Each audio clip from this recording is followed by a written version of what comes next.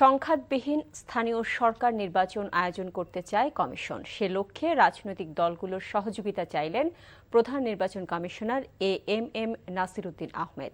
তিনি বলেন, দলগুলোর সহায়তা ছাড়া শান্তিপূর্ণ নির্বাচন আয়োজন সম্ভব নয়।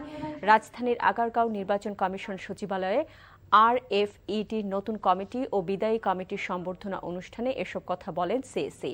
তিনি বলেন, ত্রয়োদশ জাতীয় সংসদ নির্বাচন আয়োজনে অন্তর্বর্তী সরকারের কোনো চাপ বা হস্তক্ষেপ ছিল না।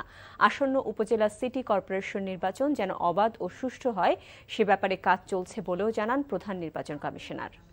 আমি মনে করি রাজনৈতিক দলগুলোর নিজেদের মধ্যে এটা বোঝাপড়া করা উচিত যে আমরা স্থানীয় সরকার নির্বাচনে কোনো ঝামেলায় যাবো না। এখন তো সুবিধা আছে, পার্টির সিম্বল ব্যবহার হবে না।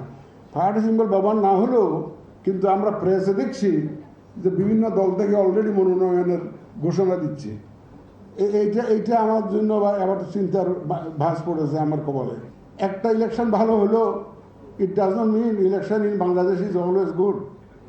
আমরা ভালো ইলেকশনের একটা সংস্কৃতি চালু করতে চাই।